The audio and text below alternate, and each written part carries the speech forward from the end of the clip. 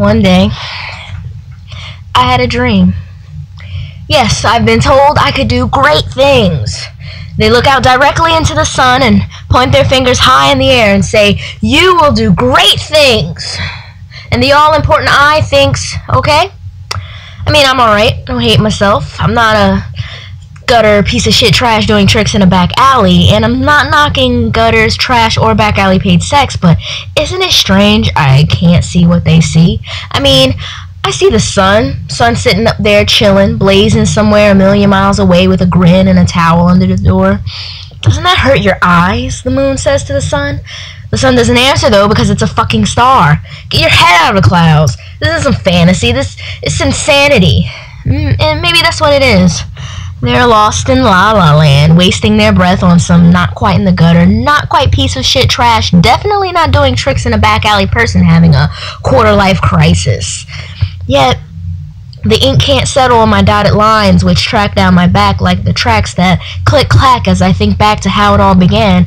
Days when I was just this shy bullet triggered by the air, punctuated by the warm hazelnut of your sleepy gaze and the effortless sway of your limbs, moving, grasping, olive gently reaching, touching your cheek.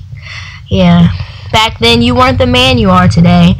Back then, the circling pains that lie on beds were covered in the shivering limbs of a boy who lied so long, the imprint absorbed into his skin.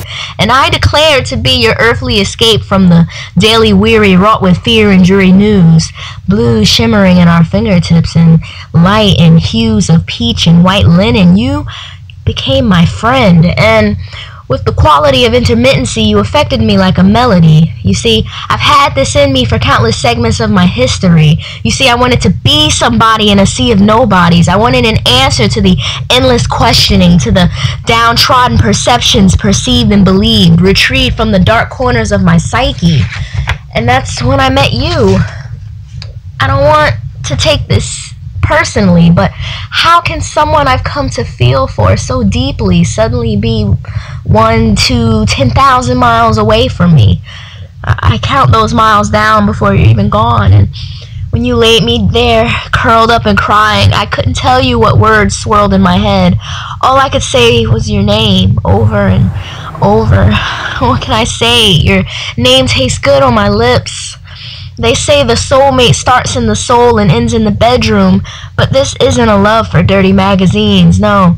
It lies in the presence and the color of your eyes and fading sunlight. Best friend doesn't begin to explain the sweet spot you've stolen in my heart, but it's a start. It started in my youth, locked up in a dark room watching Golden Girls and wishing I had a friend. It evolved into falling in love with gay boys, pierced nipples, tequila shots, and finding out that everyone's a little fucked up inside and we're all plugging away on some fantasy boat ride to love and devotion.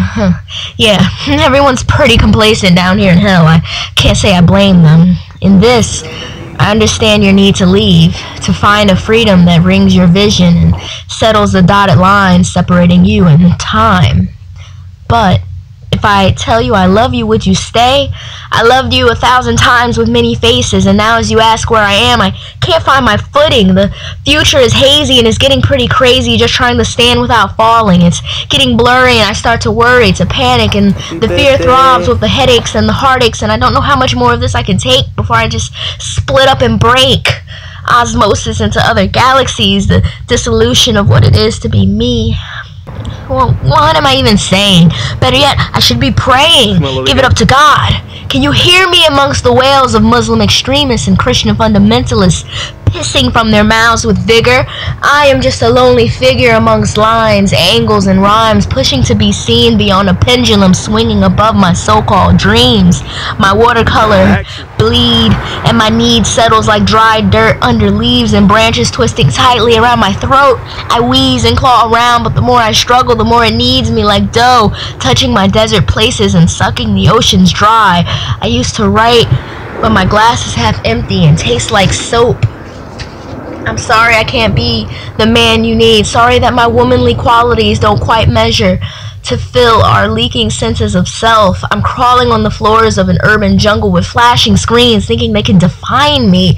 The record books think they can do a quick write-up, some flip book, flip-flopped, fucked-up exercise in futility.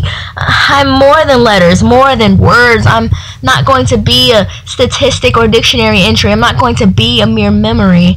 I just can't take the way you make me feel. My molecules split into quarks and strings like the things they speak in shallow breaths high in Tibetan temples. I wanted to pour myself into your hands and pull you close, but you were gone into a land beyond my reaching. But you'll always be here, distorted by the walls of my imagination to become a lesser being, walking on the side of sunshine where the stars shimmer and my eyes squint to see the unsaid and untended juxtaposed against a longing, strong, that undeniable something that keeps me hanging on.